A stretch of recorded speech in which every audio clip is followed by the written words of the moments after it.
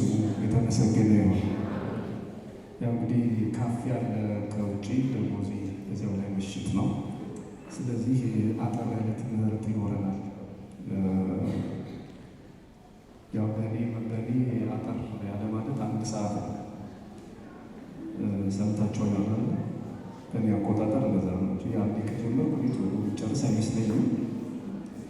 ለማንኛውም ባለን ጊዜ እንደ እግዚአብሔር ቅዱስ ፈቃድ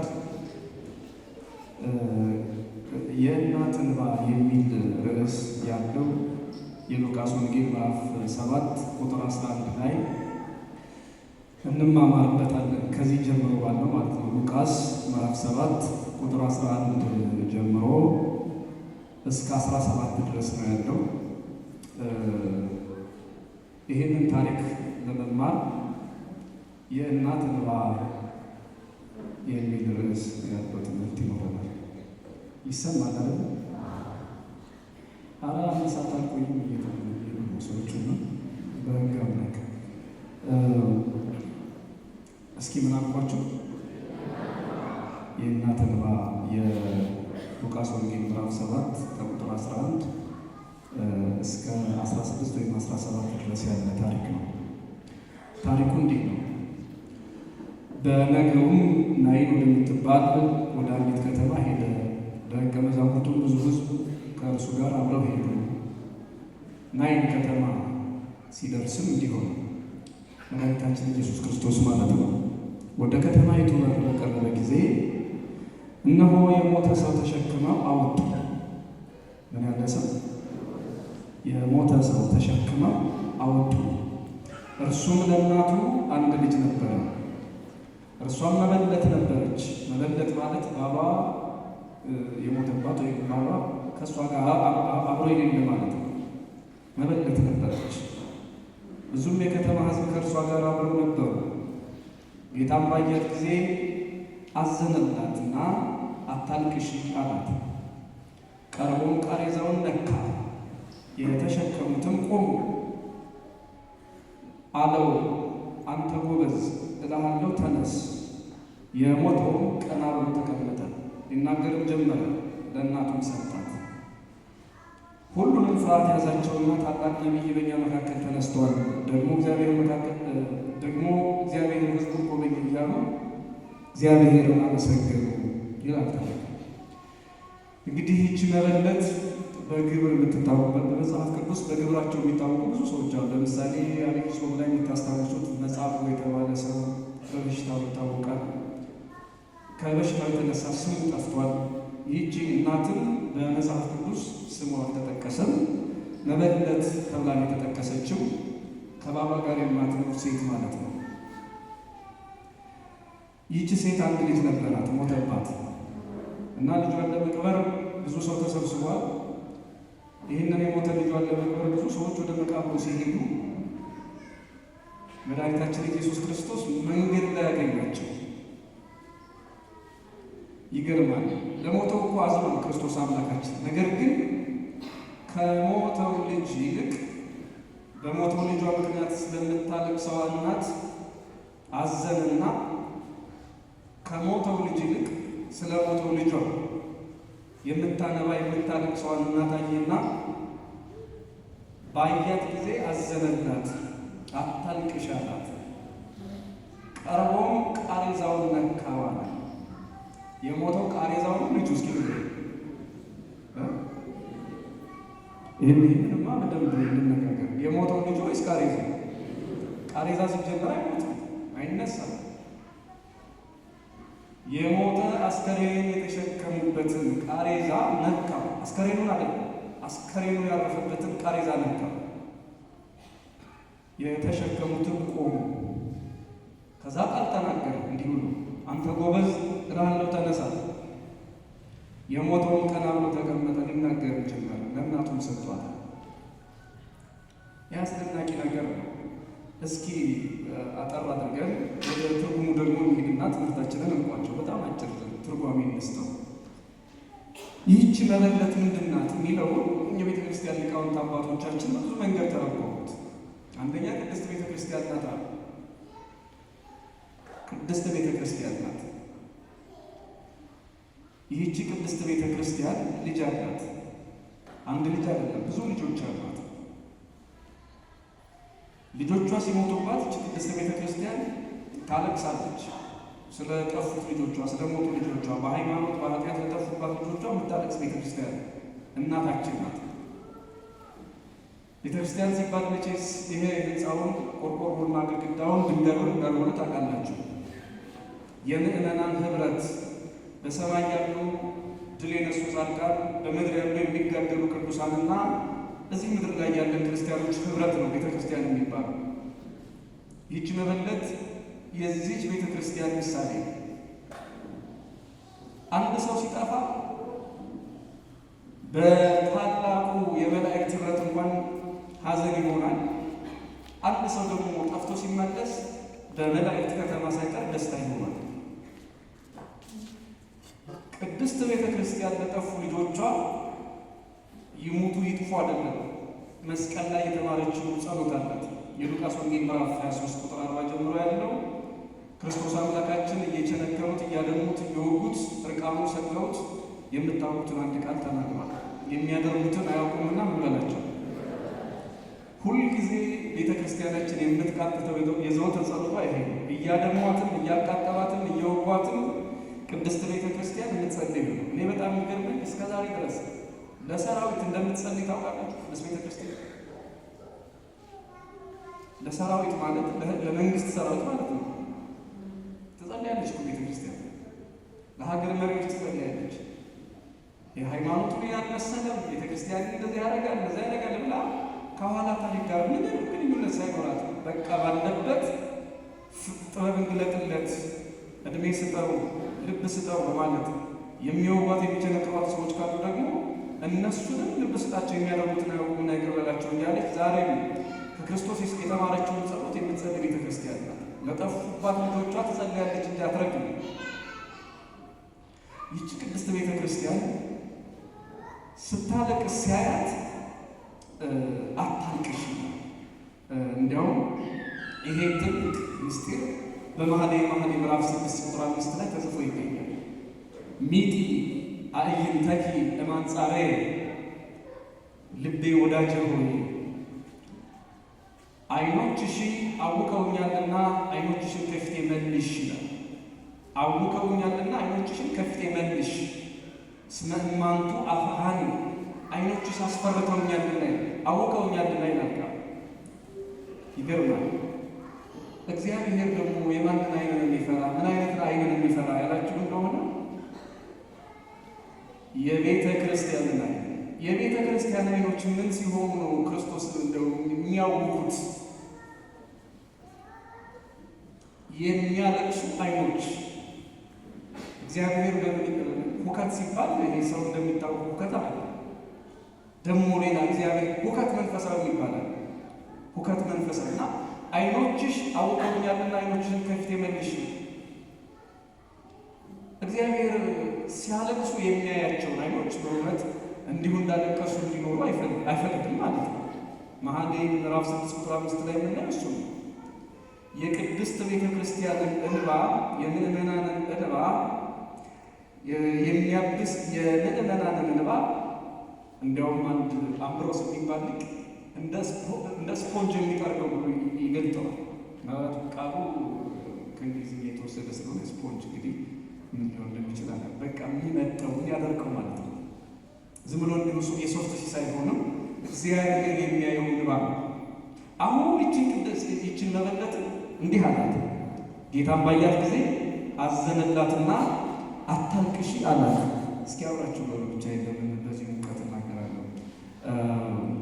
ጌታን ባያት ጊዜ በሉ እስኪ አዘነላትና አታልቅሺ አላት። አዘነላትና እናት ባያላት የቤተ ክርስቲያን ዓይኖች የምዕመናን ዓይኖች በእንባ ሲጨቀዩ ዝም ብሎ የሚያይ አምላክ የለም።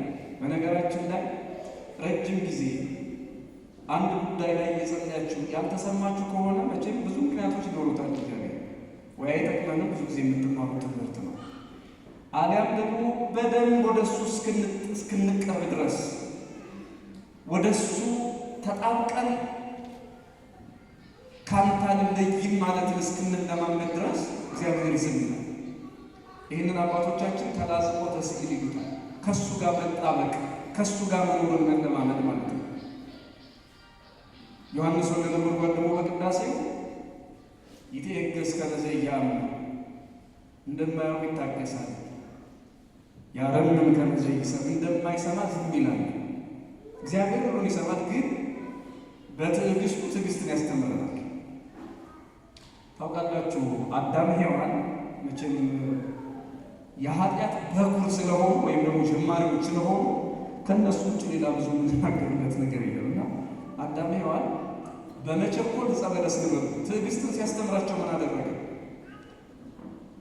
ዓርብ በልተው ቅዳሜ አላዳናቸው። ታውቃላችሁ ስንት ዓመት ቀጠላቸው? እስኪ የምታውቁት ነገር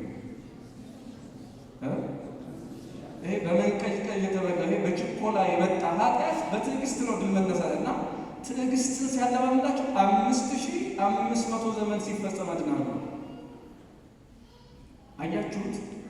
ይህን ያህል ከተውከኝማ ይሰራል፣ ይህን ያህል ከዘገየማ እረሳዋለሁ እኮ ሲኦል እለምደዋለሁ ብሎ አዳም አላኮረፈም። አኩራፊነት የአዳም ጠባይ አይደለም ማለት ነው። አያችሁት? የቱንም ያህል እግዚአብሔር ሊዘገይ ይችላል፣ ምክንያት አለ። እንደምታውቁት ስራ የሰሪውን ያህል ሊያውቃቸው እኛ እግዚአብሔር ስራዎች ነው የሰራንን ያህል ስለኛ ልናውቅ አንችልም። እና እየተናገርን የሚዘገይ ነገር ካለ ለበጎ እንጂ ለመጥፎ አይደለም። እግዚአብሔር ብቻ አንድ እርግጠኛ የምንሆንበት ነገር አለ። የሚያለቅሱ የሚያነቡ ዓይኖችን አይቶ ዝም አይልም። ባያትን ጊዜ ያዘነላት አታልቅሽ ያላታል። መኃልየ ደግሞ ስትሄዱ ምዕራፍ 6:5 ላይ እነሆ ዓይኖችሽ አውከውኛልና ዓይኖችሽን ከፊቴ መልሽ እያለ እግዚአብሔር ጨካኝ ባለስልጣን አለ። የሚፈስ እንባ ታውቃላችሁ፣ ወደ መሬት አይደለም ወደ ሰማይ ነው የሚሄድ። በትክክል የሚፈስ እንባ የሚጸለይ ጸሎት የጆሮ ሲሳይ ከመሬት ይልቅ ለሰማይ ቅርብ ነው። የእውነተኛ ጸሎት እንባ ከመሬት ይልቅ ለሰማይ ቅርብ ነው። ስለዚህ እግዚአብሔር አምላክ የቤተ ክርስቲያንን ጸሎት የቤተ ክርስቲያንን ልመና እየሰማ የሚፈርድ አምላክ መሆኑን እያየን ነው ማለት ነው። ቀጥሎስ ቤተ ክርስቲያን የሞቱባት ልጆች ካሉ እንዴት እንደሚያድን ተመልከቱ። ክርስቶስ አምላካችን የጠፉባት ልጆች አሉ። ቀርቦም ቃሬዛውን ነካ። ምኑን ነካ? በጣም የሚደንቅ ነው። የሞተው ልጁ ነው፣ የነካው ግን ምኑ ነው? በጣም አይደንቅም? ምን ማለት መሰላችሁ ሲተረጉ እኛ ሞተን እያለ በኃጢአት በበደል ሞተን እያለ ክርስቶስ እኛን ያዳነበት መንገድ ድንቅ ነው። መጥቶ እኛ ስጋ ላይ አይደለም የተሰቀለው። የተሰቀለው ምን ላይ ነው የምታውቁት? አቤት መስቀል ላይ ስጋውን ሲቆርጥ ደሙን ሲያፈስ እዚያ በሲኦል 5500 ዘመን ከእግዚአብሔር ተለይተው የሞቱ ነፍሳት ለሕይወት መኖር ጀመሩ። በመቃብር ያሉ ነፍሳት ለሕይወት መኖር ጀመሩ። አያችሁት? ክርስቶስ አምላካችን የሞተውን አስከሬን ትቶ አስከሬኑ የተኛበትን እንጨት ነካው። እንጨቱን ሲነካው ቃሬዛውን ሲነካው ቃሬዛው ላይ የተኛው ብላቴና ተነሳ። ይሄንን ያመለክታል። ክርስቶስ አምላካችን እኛ ሞተን ሳለ በኃጢአት በመርገም በአዳም ኃጢአት ማለት ነው 5500 ዘመን የነበረውን ሞት እንዴት አጠፋ? መስቀል ላይ ተሰቅሎ። ቃሬዛው የመስቀል ምሳሌ ነው። ቃሬዛው የምሳሌ ማርኮቹ ማንም ሰው እኔ እንደው የተሻለ ሎጂክ አለ የተሻለ ምርምር አለ የሚል ሰው ምን ቢል እንደው ይሄንን ነገር ሊያስተባብለው አይችልም። አስከሬኑን ነበር መንካት የነበረበት። እግዚአብሔር ከእንጨቱ ምን ጉዳይ አለ? ከቃሬዛው ምን ጉዳይ አለ? ይሄ ለዚህ ዓለም ከሃዲዎች የሚሰራ ቃል ሊሆን ይችላል። ግን እግዚአብሔርን እዩት፣ ክርስቶስን እዩት። አስከሬኑ ሳይሆን አስከሬኑ የተኛበትን ቃሬዛ ነበር ሙት አስነሳ። እንጨቱና አስከሬኑ ምን ግንኙነት አላቸው? አያችሁት? ድህነት እንደዚህ ነው ያልገባቸው ሰዎች። የተሰቀለው ክርስቶስና የተሰቀለበት መስቀል ምን ግንኙነት አለው ይሉናል።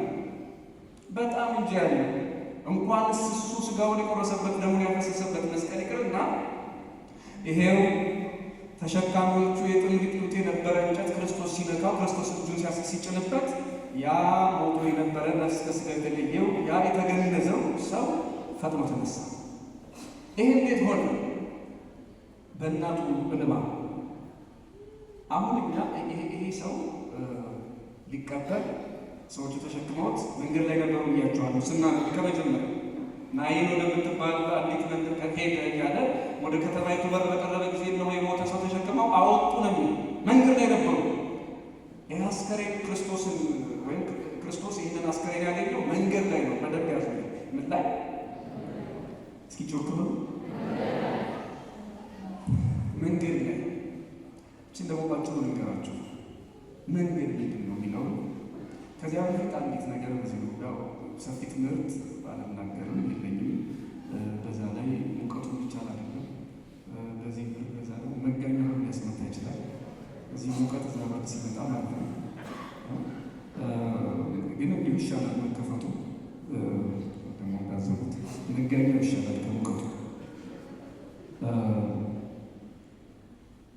ይቺ ሴት ለሞተው ልጇ ስታለቅስ ክርስቶስ አዘነ፣ ራራ እና ታልቅሽ ልጅሽ ይነሳል ብሎ ልጇ አላስነሳለ።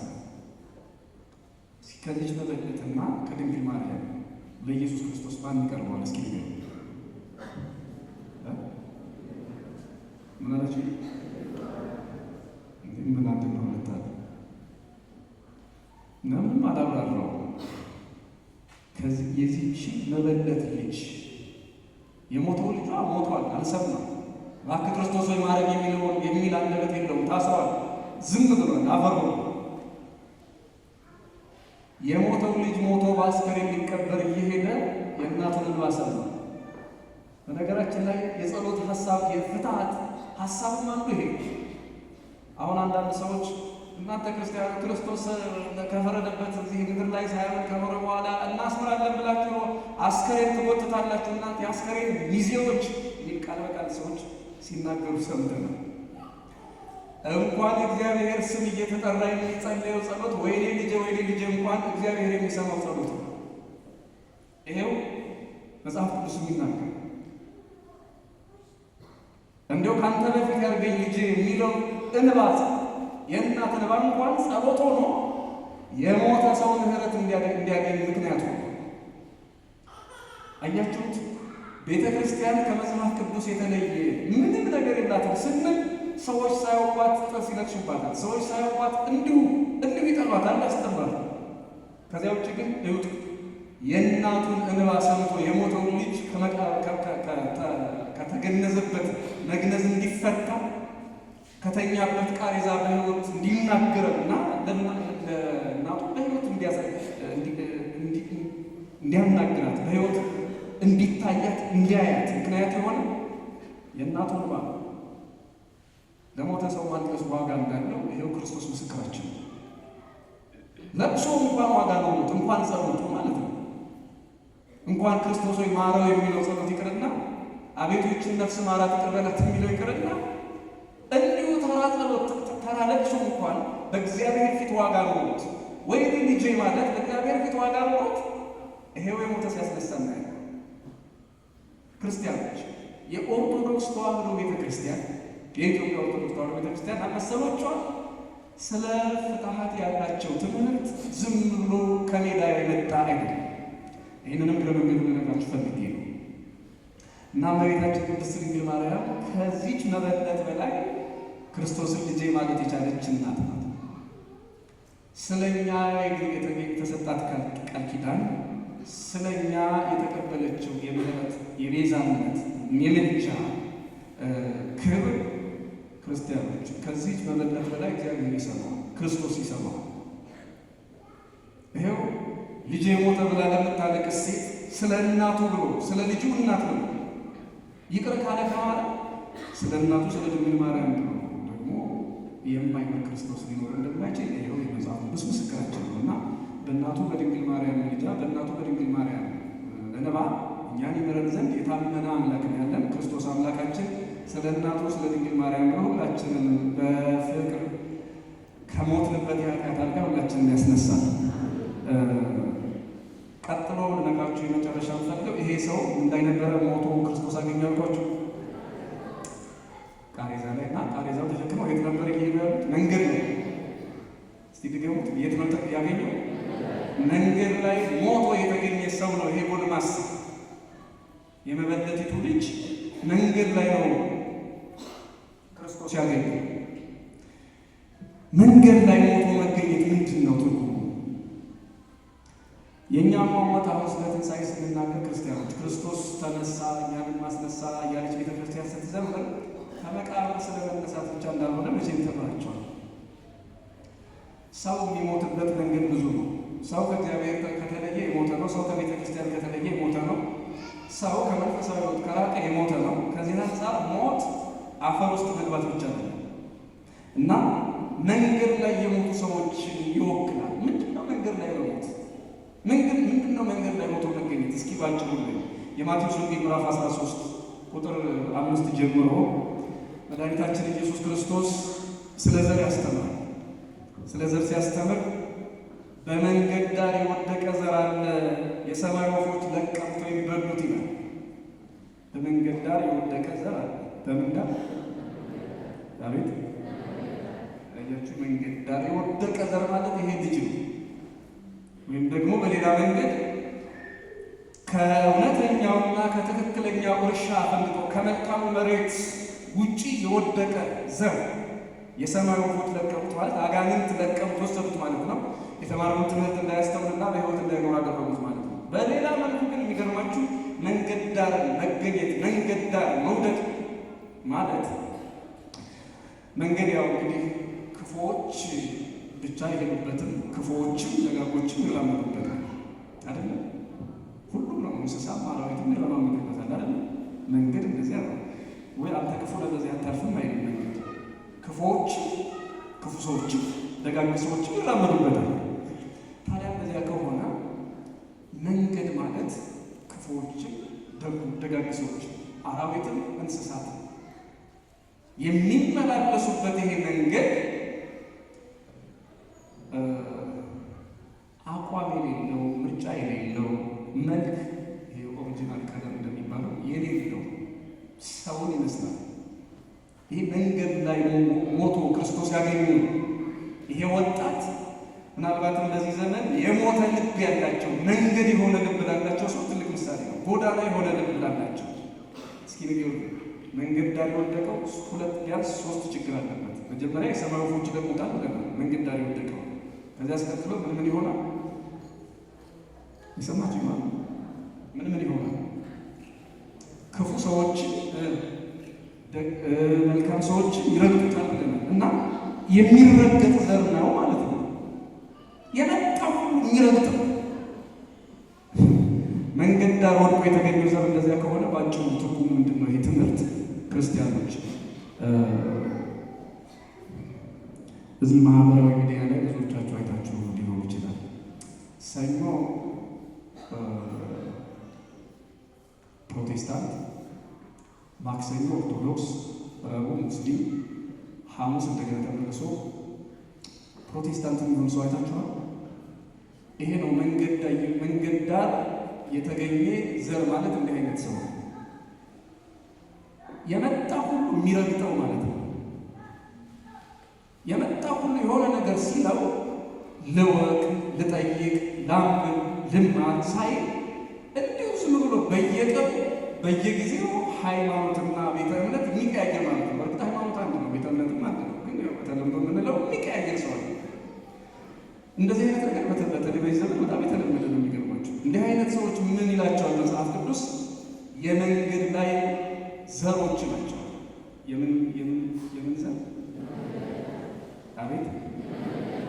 የመንገድ ዳር የተገኘው አስከሬን ተሸክመው ሲሄዱ ክርስቶስ ያገኘው ይሄ ጎልማሳ መንገድ ዳር የወደቀውን ዘር ይወክላል። መንገድ ዳር ወድቆ ያገኘው ሁሉ የሚረግጠውን ያገኘው ሁሉ የሚረመርመውን ዘር ይወክላል። በዚያ ከሆነ ክርስቲያኖች ልባችን መንገድ ከሆነ እኛም ሞታለን። በሌላ ነገር እኛም ሞታለን። የሆኑ ሰዎች መጥተው ሲያስተምሩ ወደ ራሳቸው የሚወስዱ፣ የሆኑ ሰዎች መጥተው ሲያስተምሩ ወደ ራሳቸው የሚያወዛውዙ ከሆነ እኛ መንገድ ልብ ነው ያለ፣ ወይም ደግሞ ልክ እንደ መበለቲቱ ልጅ መንገድ ላይ የሞተ ሰው ምሳሌ ነው። ክርስቶስ አምላካችን እዚህ መንገድ ላይ በቃሬዛ ተሸክመውት ሲሄዱ ያገኘውን ጎልማሳ አንተ ብላቴና ተነስ ብሎ ከእናቱ እንባ የተነሳ እንደ ማርና ይቅር እንዳለ ሁሉ የሞተን ብላለን መንገድ የሆነን ብላለን ለእኛ ክርስቶስ አምላካችን የእናታችን የቅድስት ድንግል ማርያምን ቃል ኪዳን የቅድስት ቤተ ክርስቲያንን ጸሎት ሰምቶ የልብ መነሳትን ለሁላችን ይስጠን። ምናልባት ልዩ ልዩ መግነዞች አሉ እዚህ ምድር ላይ። ምናልባት ሞቶ መገነዝ ብቻ አይደለም፣ ሞቶ መቀበር ብቻ አይደለም። በጣም ብዙ የመቃብር አይነቶች ነው ያሉ። ሁለት አይነት ቦታ ነው ታውቃላችሁ። ከመቃብር በታቸውና ከመቃብር በላይ አፈር የተጫናቸውና አፈርን የተጫኑ ሙታን አሉ። በሕይወት ያሉ ሙታን ማለት ነው። መንገድ ዳር የተገኘው ያ የመበለቲቱ ልጅ ይህንን ይወክላል።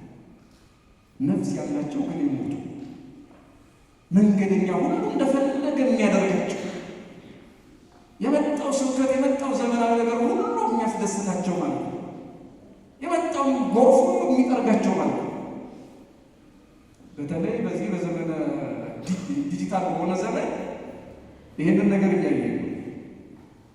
ትንሣኤ ካስፈለገ እንደዚህ አይነት መንገድ የሆነ የመጣው ጎርፍ ሁሉ የሚወስደው ልብ ያገለኛል። ክርስቶስ አምላካችን ከወደቅንበት መንገድ ላይ አስነስቶ በእውነተኛው እርሻ ላይ ሁላችንን ይዝራል። መነሳት ማለት እንደዚህ ነው። ካልሆነ ቦታ ላይ የወደቅንበት ቦታ ያለንበት ስሜት ያለንበት መረዳት መንገድ ከሆነ ከዚህ አላስፈላጊ መንገድ ስፍራ ላይ ተነስቶ ወደ ትክክለኛው እርሻ መምጣት ራሱ ሌላ ትንሣኤ ነው። ገብቷችኋል? ግን ትምህርቱ ተገባችሁ? በዚህ በቃና አምላካችን እግዚአብሔር የእናታችንን እንባ የቅድስት ቤተ ክርስቲያንን የእናታችንን እንባ የድንግል ማርያምን ቃል ኪዳን ሰምቶ ሁላችንን ከወደቅንበት የመንገድ ላይ ዘር ወደ እውነተኛዋ እርሻ ይሰብስበን። ስብሐት ለእግዚአብሔር።